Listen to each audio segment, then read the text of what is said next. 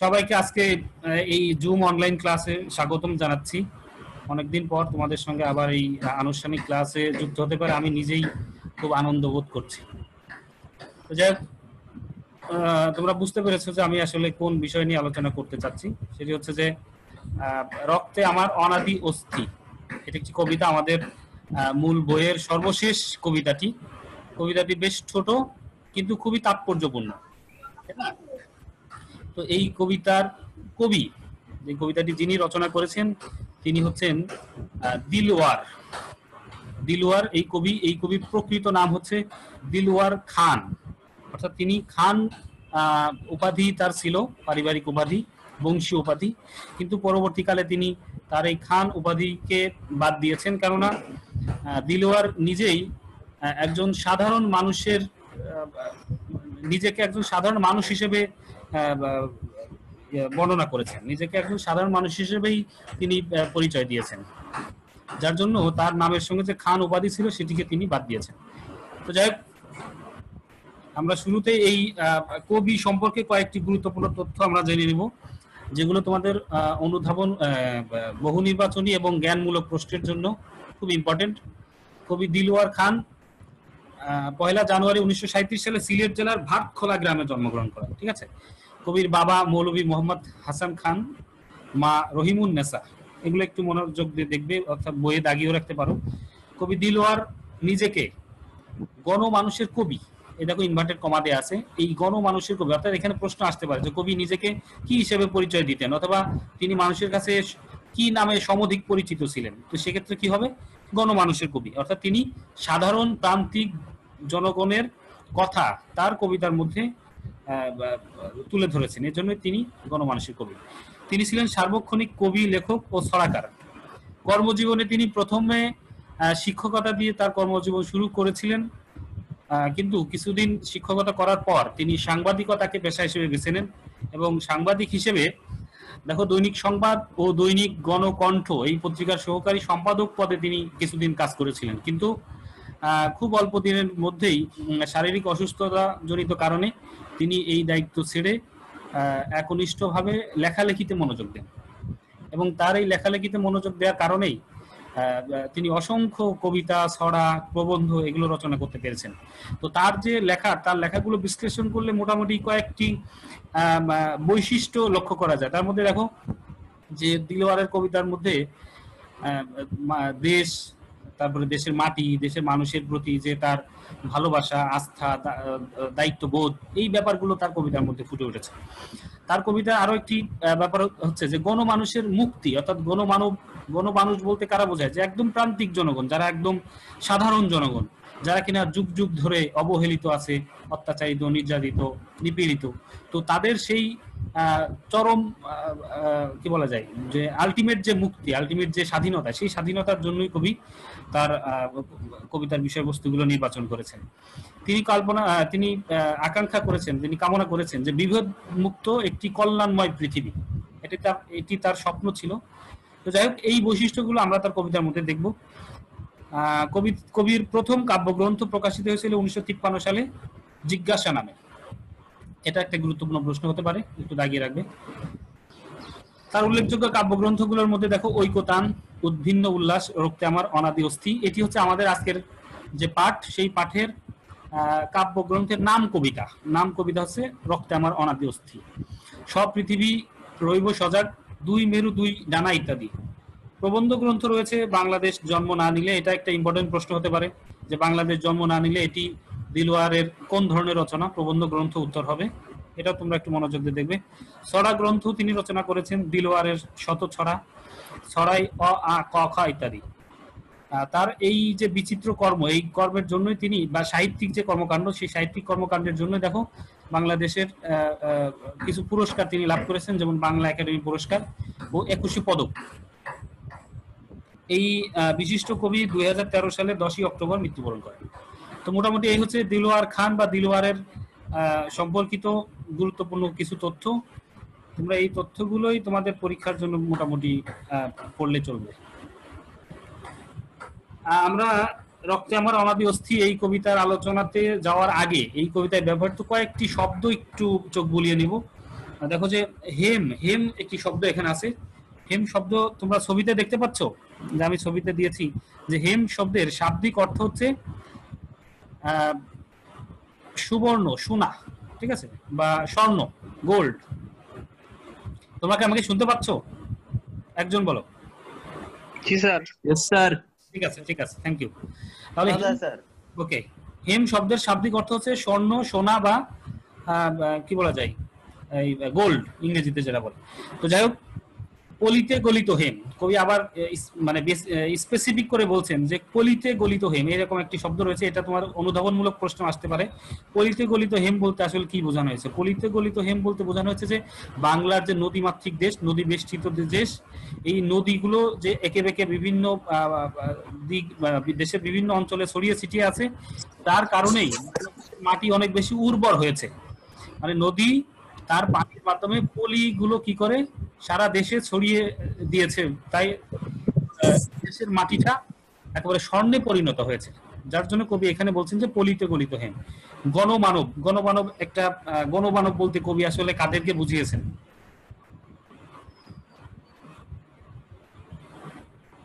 অর্থাৎ এই কবিতা যে এই নাম রক্তে আমার অনাদি অস্থি, অর্থাৎ এই নাম দ্বারা কি বোঝানো হয়েছে? কবি আসলে রক্তে আমার অনাদি অস্থি এ দ্বারা বোঝাচ্ছেন যে জাতি হিসেবে বাঙালি জাতির যে স্বকীয় বৈশিষ্ট্য, সেই বৈশিষ্ট্যটাই কবি এখানে এই অংশে বোঝাচ্ছেন যে রক্তে আমার অনাদি অস্থি, যে অনাদি কাল থেকে, একেবারে প্রাচীন কাল থেকে বাঙালি জাতি তার রক্তে, মাংসে, হাড়ে, অস্থি মজ্জায় যে তার যে জাতিগত বৈশিষ্ট্য বহন করে আসছে, সেই সেই বৈশিষ্ট্যের কথাটাই কবি এখানে বলছেন রক্তে আমার অনাদি অস্থি।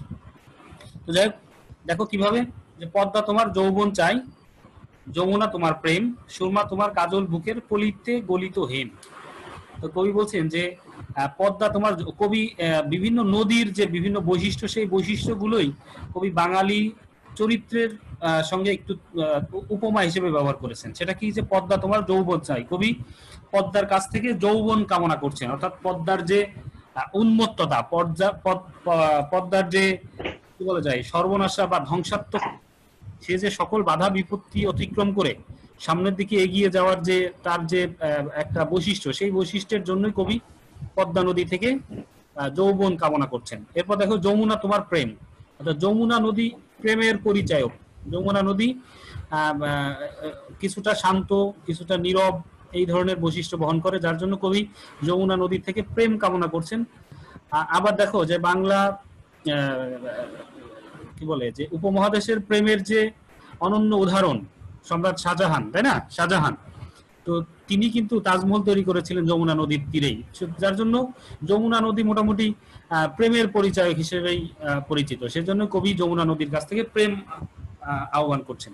সুরমা তোমার কাজল বুকের, পলিতে গলিত হেম। সুরমা নদী দেখো সিলেট অঞ্চলের একটা বড় নদী সুরমা, যা কিনা সিলেটের ভেতর দিয়ে বাংলাদেশে প্রবেশ করে অনেক দূর পর্যন্ত এগিয়ে গিয়েছে। তো কবি বলছেন যে সুরমা তোমার কাজল বুকের, পলিতে গলিত হেম। পলিতে গলিত হেম আমি বলেছি একটু আগে, যে যখন নদী তার বিভিন্ন অঞ্চল দিয়ে বয়ে যাচ্ছে, যে যে অঞ্চল দিয়ে বয়ে গিয়েছে সেই অঞ্চলে তার পলি ফেলতে ফেলতে গিয়েছে, যার জন্য ওই অঞ্চলটা কৃষি কাজের জন্য বা ওই অঞ্চলের যে জমি, সেই জমিগুলো যে কোনো ধরনের ফসল উৎপাদনের জন্য অনেক বেশি কি বলা যায় যে কৃষকদের উপকারে এসেছে। অর্থাৎ জমির উর্বরতা এত বেশি বৃদ্ধি পেয়েছে যে কবি সেই জমির উর্বরতাকে স্বর্ণের সঙ্গে তুলনা করছেন। পদ্মা, যমুনা, সুরমা, মেঘনা, গঙ্গা, কর্ণফুলী, তোমাদের বুকে আমি নিরবধি গণমানবের তুলি।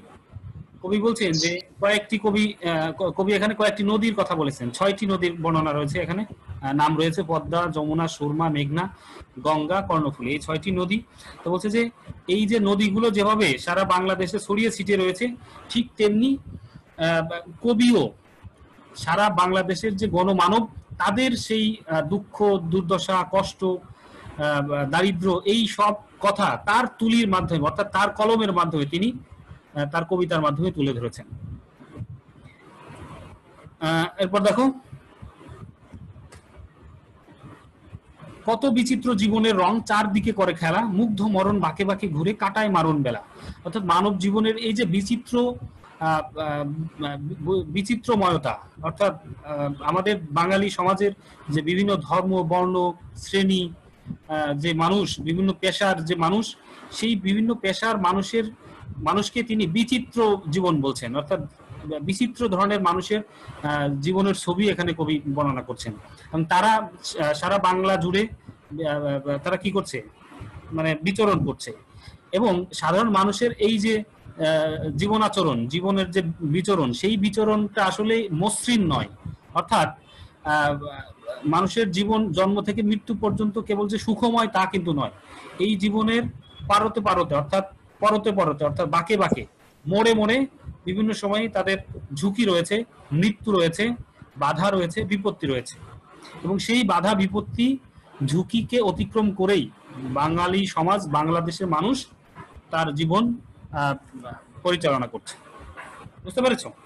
তারপর দেখো কবি বলছেন, রেখেছি আমার প্রাণ স্বপ্নকে বঙ্গোপসাগরেই, ভয়াল ঘূর্ণিসে আমার ক্রোধ, উপমাজে তার নেই। অর্থাৎ কবি কি করেছেন, কবি একটি স্বপ্ন দেখেন। কবি কি স্বপ্ন দেখেন? যে গণমানুষের মুক্তি, গণমানুষের অধিকার, এই স্বপ্নগুলো কবি দেখেন। আর এই অধিকারগুলো কিভাবে আসবে? ওই অধিকারগুলো আসবে সমস্ত বাধা, সমস্ত প্রতিকূলতা, সমস্ত প্রতিবন্ধকতাকে রুখে দেওয়ার মাধ্যমেই কিন্তু কবির স্বপ্ন বাস্তবায়ন হবে। আর সেই স্বপ্নকে কবি কি করেছেন, বঙ্গোপসাগরের বুকে আমানত হিসেবে জমা রেখেছেন। অর্থাৎ বঙ্গোপসাগরের বুকে যে কত শক্তি লুকায়িত রয়েছে সেটা আসলে আমরা অনুধাবন করতে পারি না সেরকম। কিন্তু যখন বঙ্গোপসাগর ক্ষেপে যায়, বঙ্গোপসাগর যখন তার সেই শক্তি প্রকাশ করে, তখনই কেবল আমরা দেখি যে বঙ্গোপসাগরের বুকে কত শক্তি জমা ছিল। ঠিক তেমনি কবিও কি করেছেন, তার সেই শক্তিকে, তার সেই স্বপ্নকে তিনি বঙ্গোপসাগরের বুকের মধ্যেই জমা রেখেছেন। ভয়াল ঘূর্ণিসে আমার ক্রোধ, উপমাজে তার নেই। অর্থাৎ যখন এই জমা রাখা স্বপ্ন, জমা রাখা ক্রোধ যখন প্রকাশিত হয়, তখন সেই ক্রোধ এত বেশি ভয়ঙ্কর হয়, এত বেশি কি বলা যায়, যে শক্তিশালী হয়ে ফুটে ওঠে, যে তার কোনো তুলনা নেই। অর্থাৎ বাঙালি জাতির মনের মধ্যে যে ক্রোধ, যে স্বপ্ন, যে আকাঙ্ক্ষা লালায়িত রয়েছে, সেটা যখন প্রকাশিত হয়, তখন তার মতো, মানে তার তুলনা যেন আর পৃথিবীর কোনো শক্তির সঙ্গেই তুলনা করা যায় না।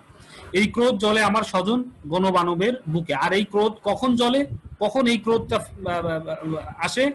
যখন আমার স্বজন, অর্থাৎ যখন গণমানুষ, যখন সাধারণ জনগণের বুকে যখন কি আসে, দেখো, এই ক্রোধ জ্বলে আমার স্বজন গণমানবের বুকে, যখন বোঝায় প্রাণের জাহাজ নরদানবের মুখে। অর্থাৎ যখন নরদানব রূপী মানুষ, অর্থাৎ বিদেশি শক্তি, যখন তারা কি করে, এই যে সাধারণ মানুষের জনসম্পদকে কেড়ে নিতে চায়, আত্মসাৎ করতে চায়, তখনই এই ক্রোধ মানে জ্বলে ওঠে, তখন এই ক্রোধ প্রকাশিত হয়।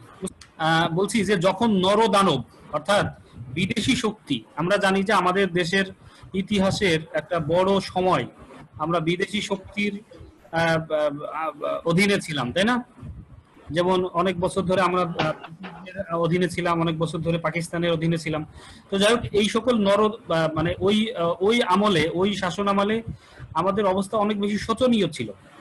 তো যাই হোক, যখনই এই ধরনের দুরবস্থার মধ্যে এই বিদেশি এই নরদানবেরা আমাদের সম্পদ লুণ্ঠন করতে চেয়েছে, আমাদের জনসম্পদকে লুণ্ঠন করে তাদের দেশে নিতে চেয়েছে, তখনই আমাদের দেশের মানুষের এই ক্রোধটা জ্বলে ওঠে। ঠিক আছে? সেটাই বলছে যে এই ক্রোধ জ্বলে আমার স্বজন গণমানবের বুকে। আমার স্বজন অর্থাৎ প্রান্তিক জনগণ, এইসব সাধারণ মানুষের বুকে এই ক্রোধ, এই রাগ জ্বলে ওঠে যখন বোঝায় প্রাণের জাহাজ নরদানবের মুখ। অর্থাৎ নরদানব যখন হস্তক্ষেপ করে, এরকম আমাদের প্রাণের সম্পদ, জনসম্পদ, এগুলো আত্মসাৎ করতে চায়, তখনই আমাদের মধ্যে এই ক্রোধ জ্বলে ওঠে। তারপর দেখো কবি বলছেন যে পদ্মা, সুরমা, মেঘনা, অশেষ নদী ও ঢেউ, রক্তে আমার অনাদি অস্থি, বিদেশে জানে না কেউ। এই দেখো, পদ্মা, সুরমা, মেঘনা, এই যে বিভিন্ন শ্রেণীর নদী, এই নদীতে যেরকম অসংখ্য অশেষ নদী মানে ও ঢেউ আছে, অশেষ স্রোতের ধারা রয়েছে, পানি রয়েছে, ঠিক তেমনি আমাদের বাঙালির রক্তে, বাঙালি জাতির একটি নিজস্ব স্বকীয় বৈশিষ্ট্য রয়েছে, যে বৈশিষ্ট্যর জোরে বাঙালি জাতি প্রাচীন কাল থেকে এখন পর্যন্ত টিকে রয়েছে। তো এই যে বাঙালি জাতির যে স্বকীয় বৈশিষ্ট্য, এই বৈশিষ্ট্যের এই খবরটি বিদেশের কোনো ব্যক্তিরা, বিদেশের কোনো শাসকরা জানে না। তারা জানে না বলেই বিভিন্ন সময় বাঙালিদেরকে ভুল ব্যাখ্যা করেছে। সেটা কি, যে বাঙালিরা দুর্বল জাতি, বাঙালিরা খাটো জাতি, বাঙালিরা ভীতু জাতি, এই ধরনের নানান কথা বলেছে।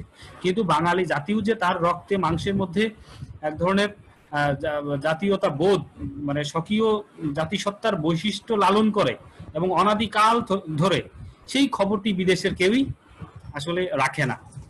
আর কবি এখানে বলছেন যে যখন কোনো বিদেশি শক্তি এই আমাদের সম্পদ লুণ্ঠন করতে আসে অথবা আমাদেরকে নির্যাতন করতে আসে, নিপীড়ন করতে আসে, তখনই আমরা আমাদের ক্রোধের মাধ্যমে তাদেরকে প্রতিহত করে দেই। এবং এই যে ক্রোধের যে বৈশিষ্ট্য, বাঙালি জাতির যে স্বকীয় বৈশিষ্ট্য, এই বৈশিষ্ট্যটি তারা আসলে বুঝতে পারে না, তারা জানতে পারে না। সবাই কি বুঝতে পেরেছো কবিতাটি? এই হচ্ছে মোটামুটি রক্তে আমার অনাদি অস্থি কবিতার আলোচনা।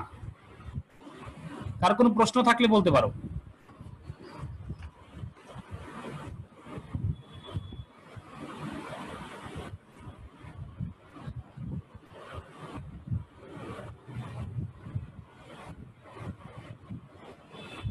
ওকে, তাহলে আমরা পরবর্তী হাতে যাই। দেখো এই কবিতার মধ্যে কয়েকটি গুরুত্বপূর্ণ কথা রয়েছে। পলিতে গলিত হেম বলেছি আমি। পলিতে গলিত হেম বলতে কি বোঝানো হচ্ছে সেটি বলেছি। যে নদী বেষ্টিত বাংলাদেশ, নদীর পলি পড়ে বাংলাদেশের জমি যে উর্বরতা লাভ করেছে, সেই উর্বর জমিতে যে স্বর্ণের ফসল ফলে, সেটাকে কবি পলিতে গলিত হেম বলেছেন।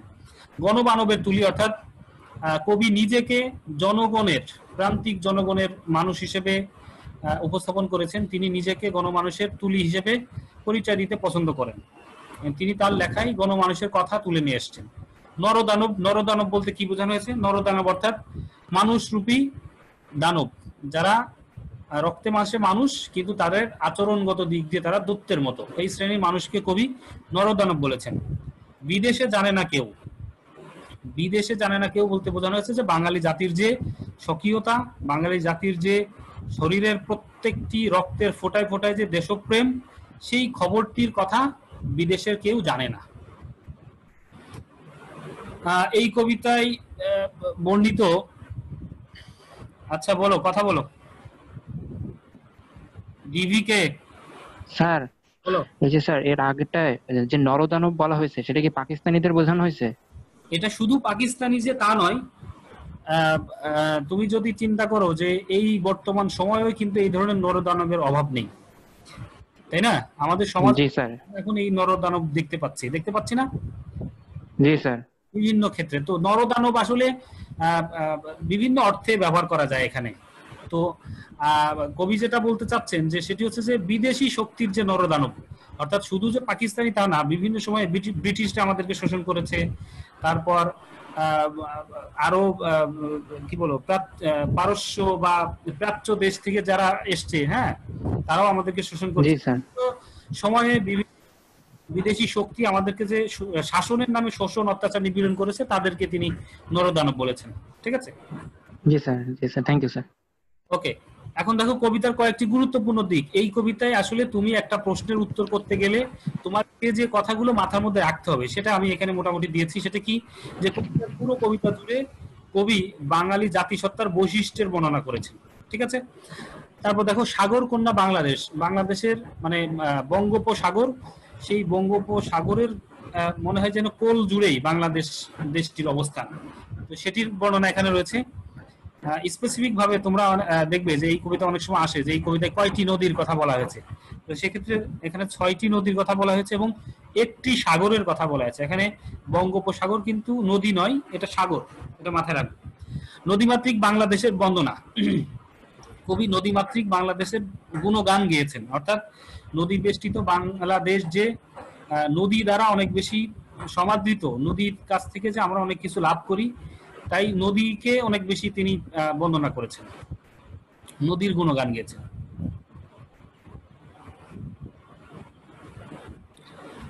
কবি নিজেকে গণমানবের শিল্পী বলেছেন।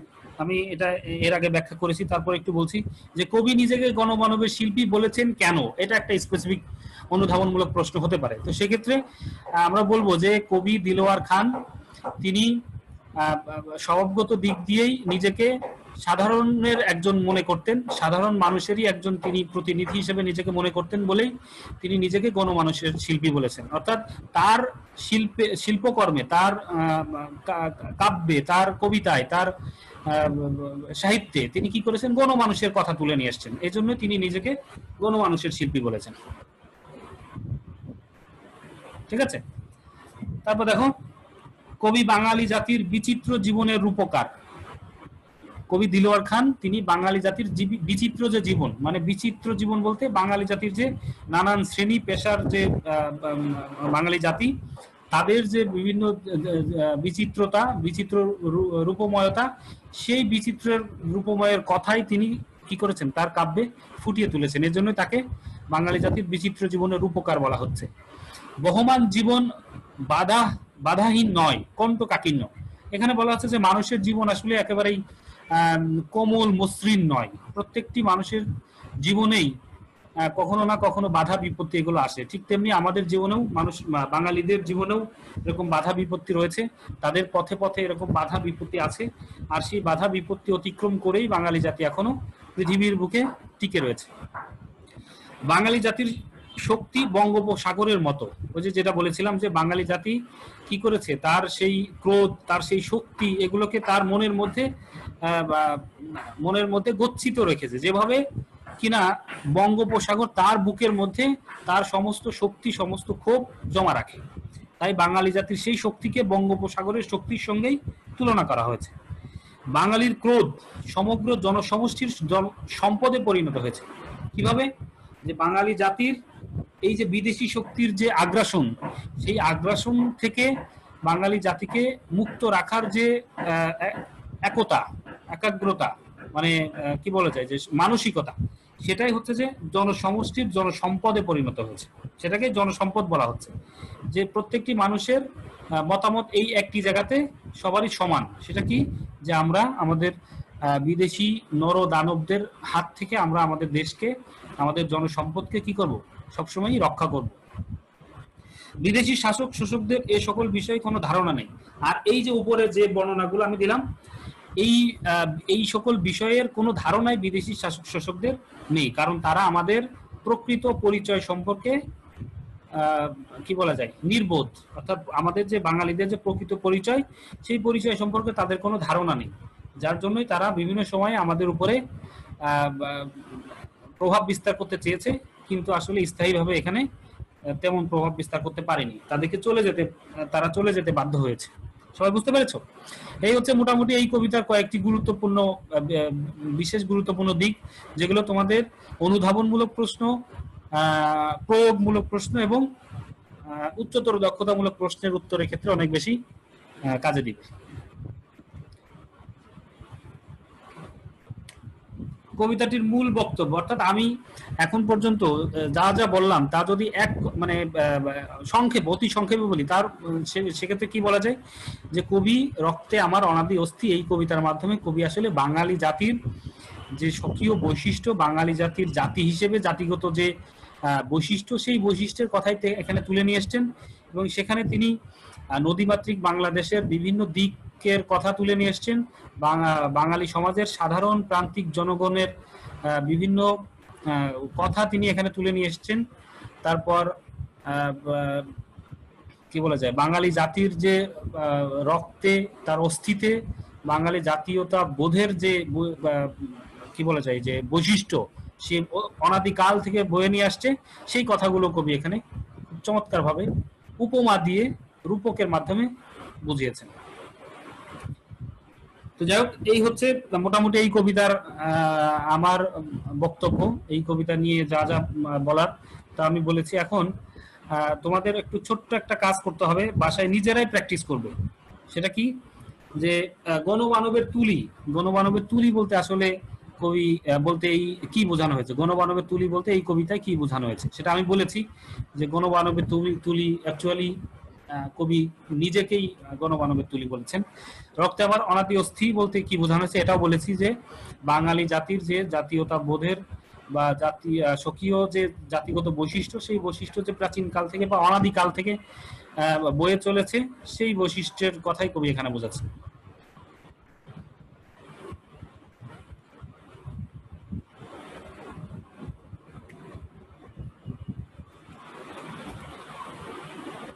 তো আমার ক্লাস আমি এখনই শেষ করছি। সবাইকে ধন্যবাদ।